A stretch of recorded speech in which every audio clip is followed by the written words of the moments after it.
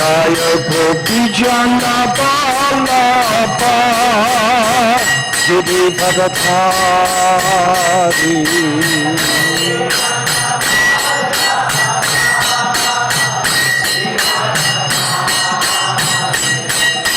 Gopi Jana Vallabha Giridharadhari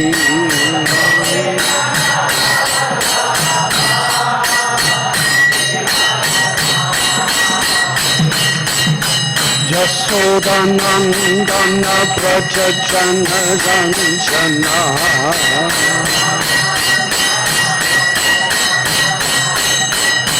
Yasodanandana Braja Jana Ranjana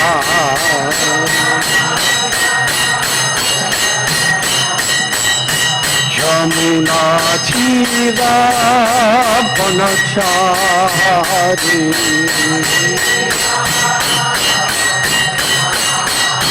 Yamuna Tira Vanachari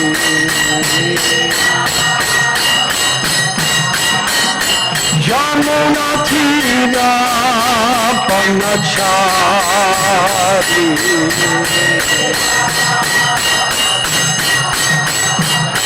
Jaya Radha Madhava Kunja Bihari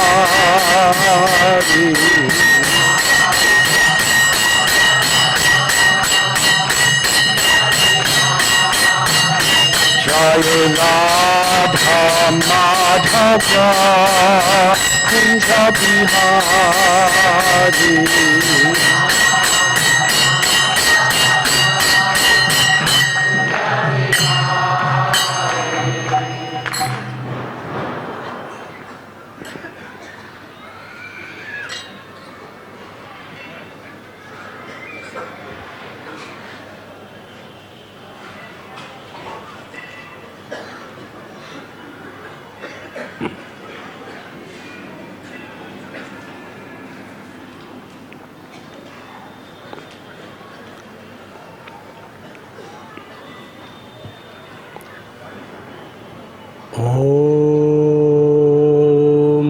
Jnantimidandasya Jnananjanachalakaya Chakshurunmilitam Jena Tasmai Sri Gurave Namaha Sri Chaitanya Manobhishtam Sthapitam Yena Bhutale Swayam Rupa Kadam Mayam Dadati Swapadantikam Bandeham Sri Guru Sri Juthapadakamalam Sri Gurun Vaishnavamscha Sri Rupam Sagrajatham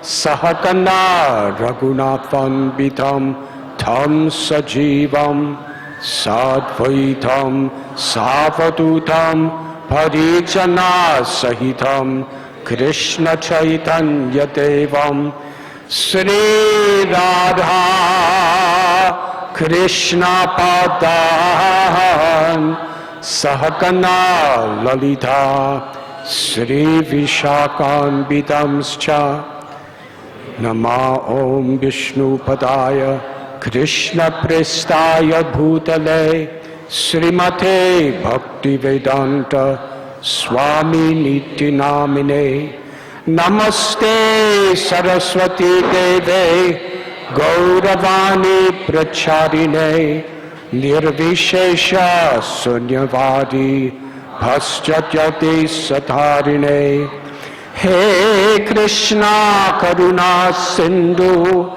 Dinabandhu Jagatpate Gopesha Gopika Kanta Radha Kanta Namostate Tapta Kanchana Gaurangi Radhe Vrindavaneshwari Vrishabhanu Sute Devi Pranamami Hari Priye Vanchakalpa Tarubhyascha Kripa Sindhubhya Evacha Patithanam bhavanebhyo Vaishnavebhyo namo namaha. Shri Krishna Chaitanya Prabhu Nityananda Shri Advaita Gadadhar Shrivasati Gaura Bhakta Vrinda. Hare Krishna Krishna Krishna Hare Hare, Hare Rama Rama Rama Hare Hare.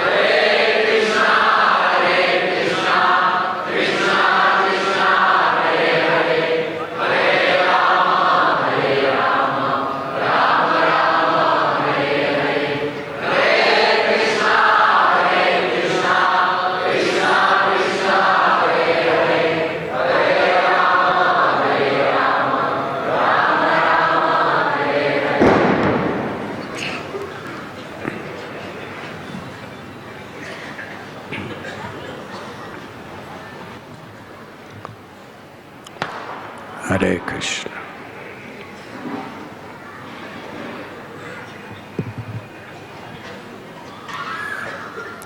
Thank you for being with us this evening.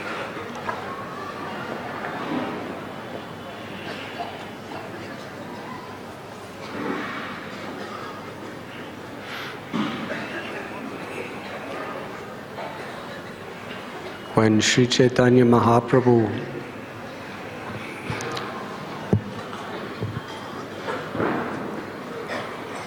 was roaming on pilgrimage through the forests of Vrindavan,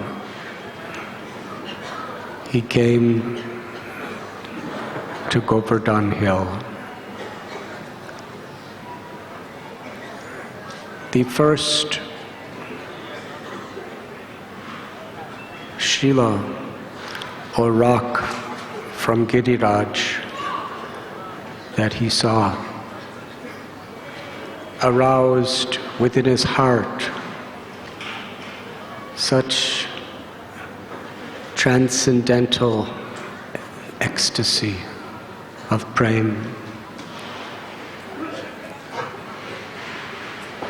that he embraced that rock.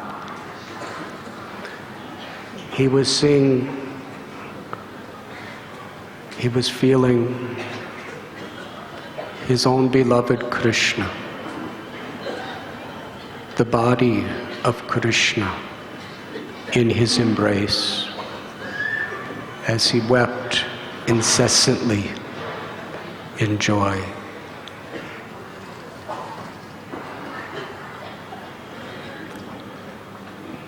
Through this beautiful example, he taught all of us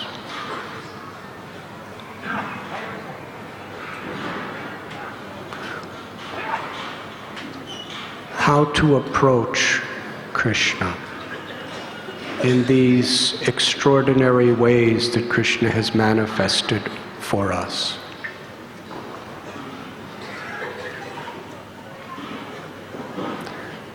When Lord Chaitanya was seeing Lord Jagannath in Puri, he would stand behind the Garuda Stamba, and sometimes he would actually see Jagannath in a threefold bending form, Tribhanga, with a peacock feather, playing his flute.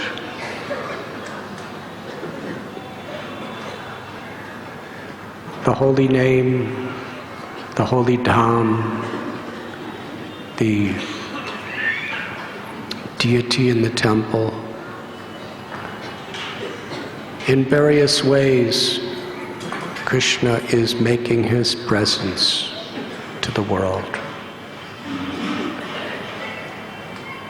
Krishna tells in Gita, Paritranaya sadhunam vinashaya chaduskritam dharma samstapanadarya sambhavami juge juge, that he comes to annihilate the miscreants, to protect the pious, and to re-establish the principles of religion.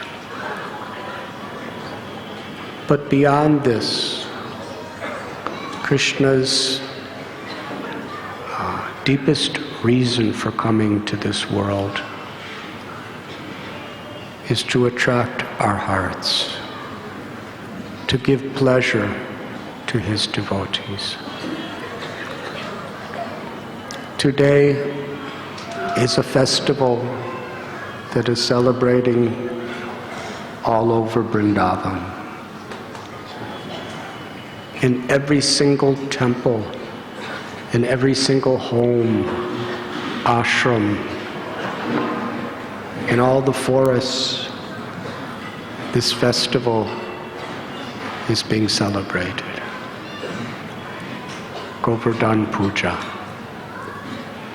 It is one of the happiest, most elaborate festivals of the year. And by the great compassion of Srila Prabhupada, our beloved Guru Maharaj, this same festival is being celebrated all over the world. In tens and thousands, perhaps hundreds and thousands of homes, in hundreds and hundreds of temples, celebrated the same way it is here in Vrindavan.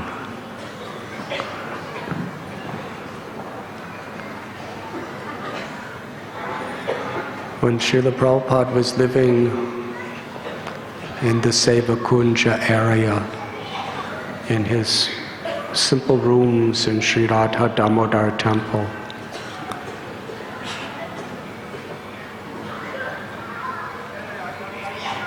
just beside the Samadhi, the eternal residence and Bhajan Kutir of Rupa Goswami, Jiva Goswami,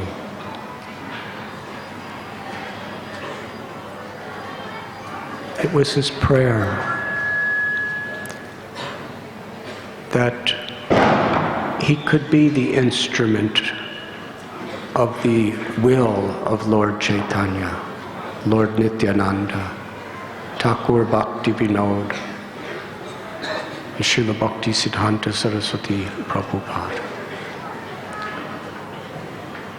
To take the great treasure of the realization of pure bhakti that has its ultimate realization in Vrindavan, to bring it to the world.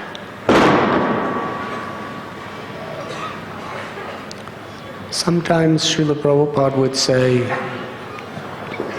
that most people from India, they go to the West because they want to get the things of the West.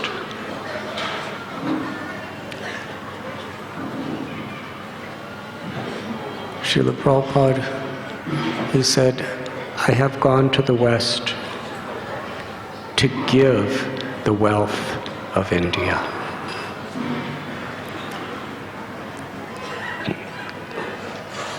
And the greatest treasure of the wealth of India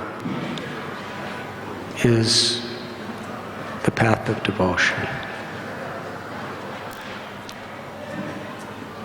And the capital of that spirit of bhakti is Vrindavan. Srila Prabhupada did not leave Vrindavan to find or get something. He came to give something.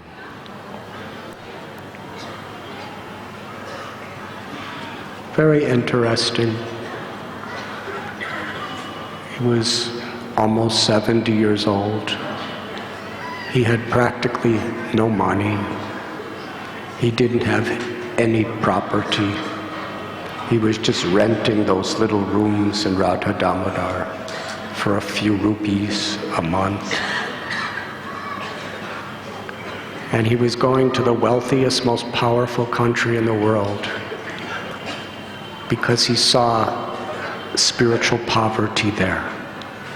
he went there to give wealth, to give that treasure that can bring true fulfillment to one's life. And part of how he was giving this great treasure of the culture of Vrindavan is he taught his followers how to celebrate these festivals. Today we are celebrating Govardhan Puja. Yesterday we were discussing Deepavali, where the Brijabasis, they were very busy preparing, not only celebrating Diwali itself, but preparing for the annual festival that was to take place the next day, Indra Puja. It's interesting. For generations and generations, that day was called Indra Puja. But since Krishna's time, nobody has ever heard of Indra Puja. It is Govardhan Puja. And the person who's most happy with this arrangement is Indra. And we will tell the story of why.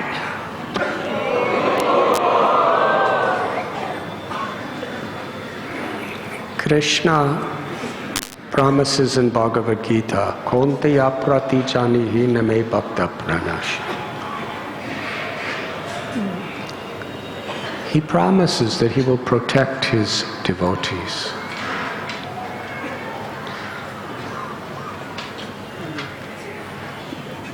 In matters of love, protection is not always what we expect it to be. Sometimes a parent will protect the child by punishing the child. Yes? Sometimes the father may mildly spank the child just to somehow get the child to take seriously. Not to hurt it, just to give it a little serious, at least, hopefully like that. Now for the child is crying for protection from the father. Because it doesn't like to be chastised. But in matters of love, there is a higher purpose. What's actually for the benefit of the object of our love. Srila Prabhupada gives an example of a boy who has typhoid fever. And the doctor says to the mother, do not give him any solid foods or he will die. But the child has just as much appetite as if he doesn't have typhoid fever. So he's insisting to his mother, I want parathas. The mother says, no, you cannot eat parathas. It is not good for you. And the child is crying, no, please give me parathas. Why are you so mean to me? Why do you hate me so much? Give me parathas. Why do you want me to suffer? Don't you want me to be happy? So the mother gives him parathas. And he dies. I guess it's a true story, because Prabhupada told us like that.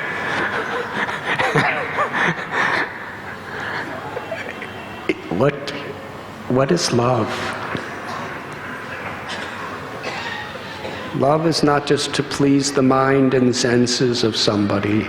Love is to actually do what is for benefit of another.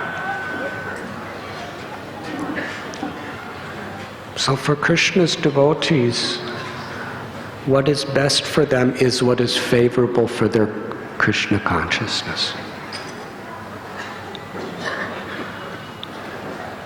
And the Srimad Bhagavatam describes dharmasya hyapavargyasya. In this verse, we have to be very careful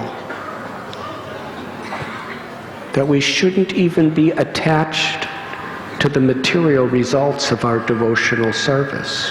That could be an impediment also. And it so often is. Sometimes when we perform tapasya and we really put our heart and soul into engaging in some seva, sometimes we get really good results. And sometimes due to those results, we get a higher position, we get higher honor and respect, we may even get more and more power of knowledge, power of influence over others, power of management and organization.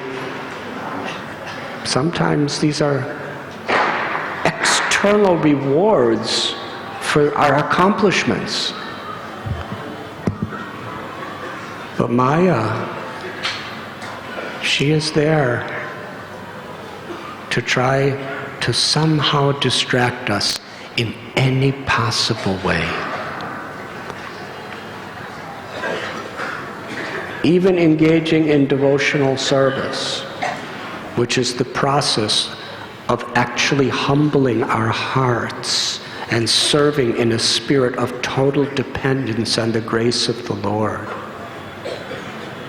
Prakrite kriyamana nigunai karamani saravasha ahankara itiyame. Krishna says that those who are bewildered by the modes of nature think themselves to be the doers of activities. A devotee, whatever we accomplish, we understand with grateful and humble hearts, by Guru and Vaishnava and Krishna's grace, I am allowed to be an instrument to accomplish this. So when Krishna sees a devotee being distracted in this way, sometimes he has to do the needful to wake them up. Indra is a very great devotee. We read in the Brihad Bhagavatamrita of Sanatana Goswami and other sub-scriptures, in the Swargaloka region where he resides, when he performs yajna or devotional worship, the Supreme Lord Vishnu personally appears to receive his offerings. Physically appears. That is his power. And most of the whole community of devas or demigods are directly or indirectly under his command. And he has been given charge of the universal function, not only of overseeing the heavenly planets, but of rain. Everyone is dependent upon rain.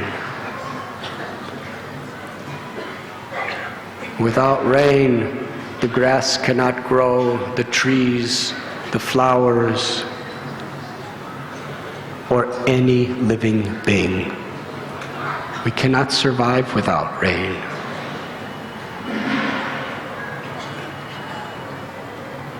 Because rain is very much the nourishment of all varieties of food. And we have seen in some villages in India where there has been drought for many years, what type of suffering, what immense hardship people have to suffer.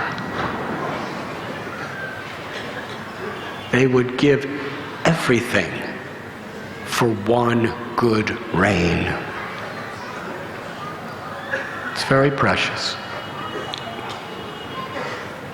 if we're actually living closer to nature, in garden or farming, we are every day aware of how we're depending on rain. But when we live in the cities, or in the towns, or in the suburbs, when it rains, we think, oh, why is it raining? It's interfering with my fun. Because we're so out of touch. So Indra has such a position where everywhere people are honoring him and worshiping him because they need his help. Krishna sensed in his devotee some ahankar, some false pride. And he decided in his mind, when he saw all the elaborate arrangements for Indra Puja taking place by Nanda Maharaj and all of the gopas and gopis,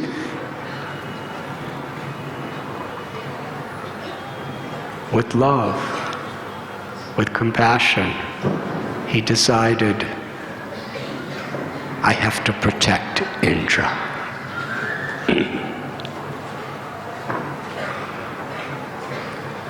And also, he especially wanted to fulfill the desires of all of his devotees, the Brijbasis. So he was 7 years old at the time, and he approached his father Nanda Maharaj and inquired,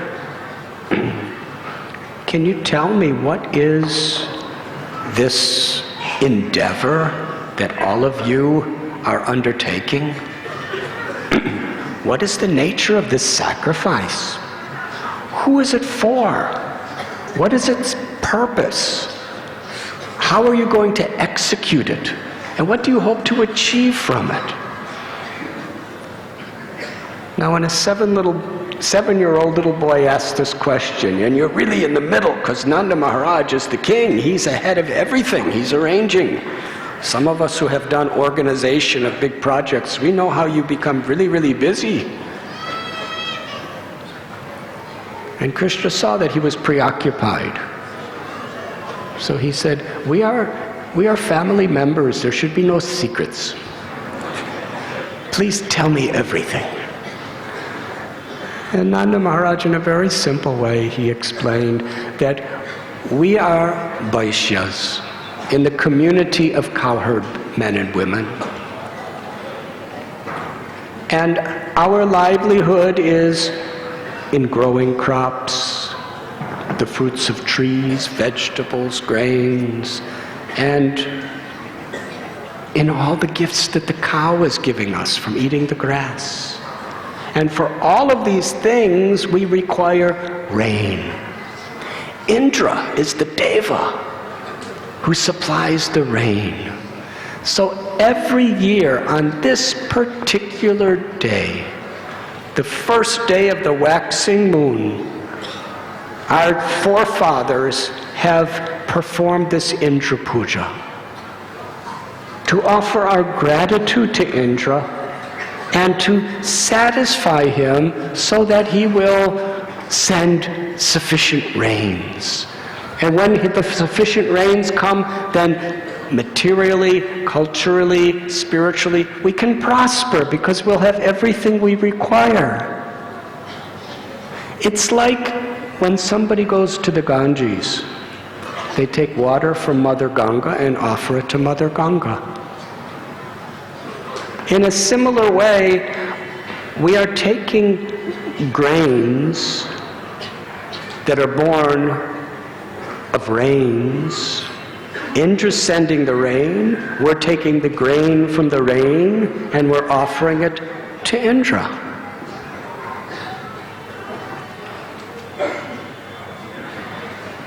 Nanda Maharaj said, this is very important. This is a religious principle, and it is also tradition, and tradition should be followed generation after generation. Krishna spoke in such a way that he knew Indra was listening. He said, "My father,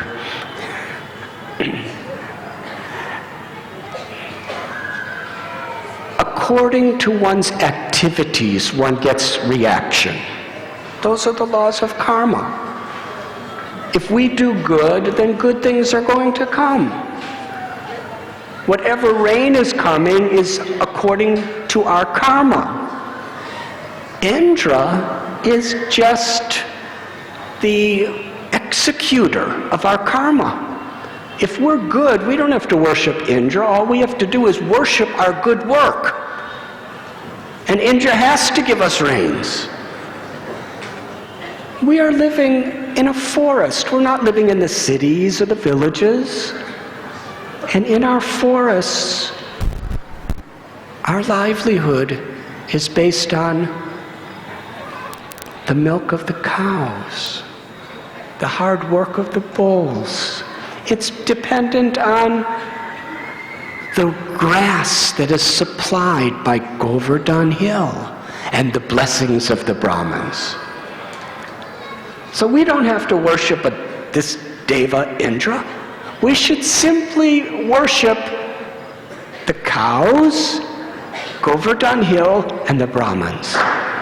And let us take all the paraphernalia and all the food and everything else that you are about to worship Indra with to do puja for the cows, the Brahmins, and Govardhan Hill.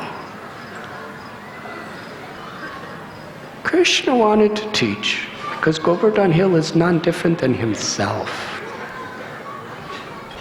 He wanted to teach that there is no need to worship various devatas or demigods when we actually worship the source of all the demigods. When you water the root of the tree, automatically that water extends to every leaf, flower, twig, and branch of the tree. So similarly, sarva karana karanam, when we offer our love and our devotion to the supreme cause of all causes, then naturally we perfectly fulfill the worship of every demigod. Devarshi Buddha, there's a beautiful verse in Bhagavatam that when you worship Krishna, automatically the worship of all the devas, our forefathers, the rishis, the sages, everyone is fulfilled like watering the root of a tree. But ultimately, for Nanda Maharaj and the Brijabasis, they just wanted to make Krishna happy. So Nanda Maharaj agreed. And Krishna told him how to perform the Govardhan Puja. He said, we should make mountains and mountains of food called anakuta. And we should have the Brahmins performing their pujas and their yagyas for the pleasure of the Supreme Lord. And then we should feed everyone. We should feed the Brahmins who are doing the yagyas. We should feed every types of society. We should feed even the poorest of the poor people. We should feed all the animals. We should get profuse grass and feed the cows. Then we should all dress very nicely and do parikrama, walk around Govardhan Hill. So the whole Vrindavan was immersed in preparing for the Govardhan Puja. And Nanda Maharaj, under Krishna's direction, organized giant mountains of bhoga to be prepared. Huge mountains of rice, massive stacks of rotis, huge mountains of various sabjis, and there were kunds and lakes of kheer and all sorts of nectarine liquid bhoga. And all the Brijabasis, in their homes they were preparing these mountains. They were coming together at Govardhan Hill and preparing even bigger and bigger mountains. And everyone was so happy. And when all these mountains, thousands and thousands, so much food, at that time, Krishna, who was just a little cowherd boy, 7 years old, with his friends and his father and his mother, suddenly he manifested himself, expanded himself to be standing on top of Govardhan Hill. He had an enormous, unprecedented form. He was actually equal to the size of Govardhan Hill. It was like 2 hills right next to each other, but one was a living person. And then Krishna roared with a very, very sweet voice, "I am Govardhan Hill. I have come to receive all of your offerings." And he did this to give everyone faith that Govardhan Hill and himself are non-different. Govardhan Hill is Krishna's body. Govardhan Hill is Krishna. In the Krishna book, Srila Prabhupada explains that some people in their temples or in their homes, even a single little stone of Govardhan Hill is worshipped as the Supreme Personality of Godhead. Of course, we cannot just whimsically take stones. It is said that to take a Shila from Govardhan Hill, a few things are required to make it actually right without making aparadhs. The recommendation is you should put minimum the same weight of pure gold back on Govardhan Hill.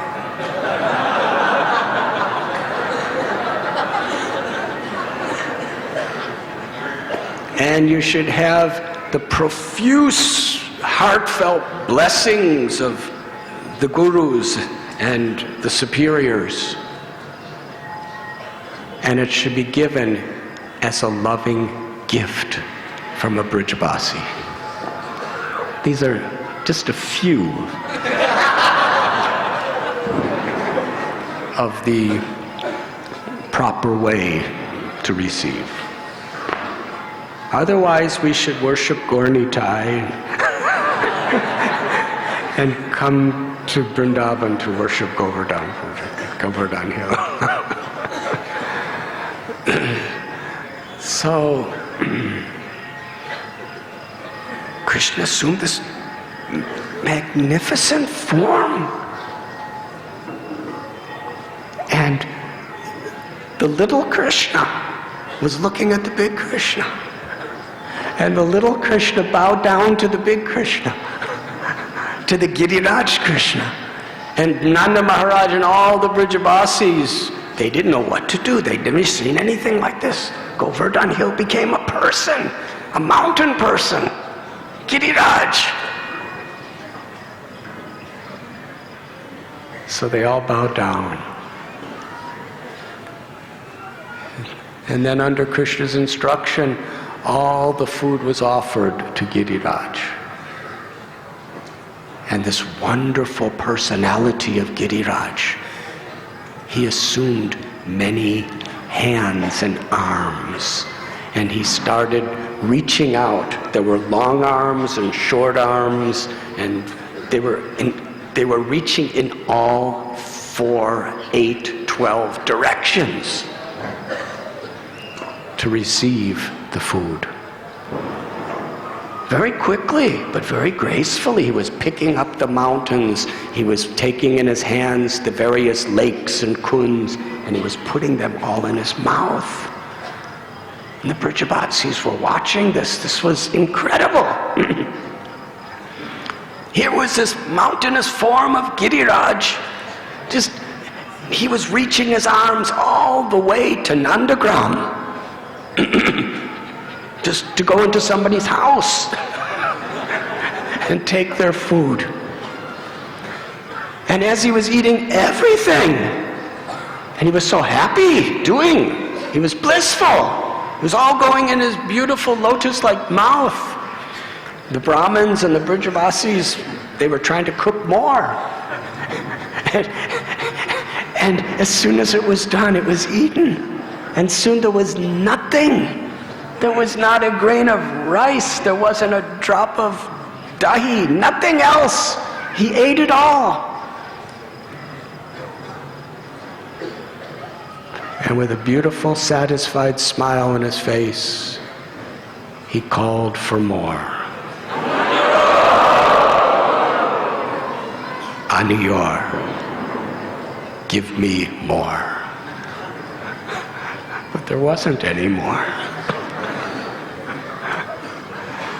That village, even today, where Krishna was sitting to accept these offerings, is Aniyor.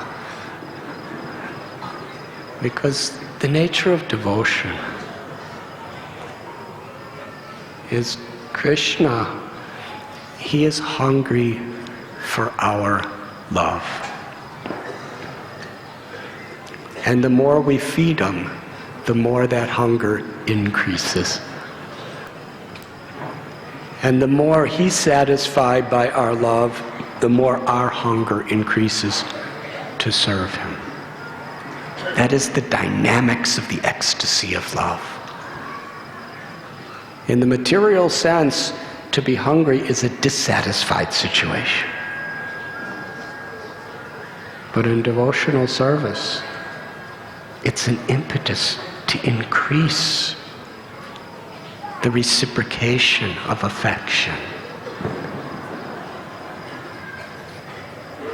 So Krishna was, in his voice, mounted voice, was calling for more.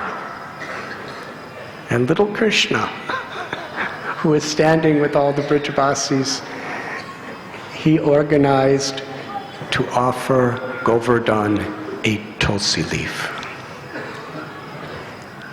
Just a single tulsi leaf. And he said, I am satisfied now. And then Giriraj suddenly manifested all that bhoga again. After he ate it all and it disappeared, every mountain, every kund, all the ladus and samosas and everything else that was made, it all appeared again. And that extraordinary form of Giriraj disappeared. Now everything was Mahaprasad. And they distributed all that Mahaprasad, and oh, how they were having wonderful feasts. They were dancing and singing and playing musical instruments and eating the prasad. Such a festival. All for the pleasure of Krishna. And after prasad was distributed to everyone, all the cows, how beautifully they honored the cows on that day. Of all the limitless cows that were in Vrindavan, every single one, their horns were decorated with little balls of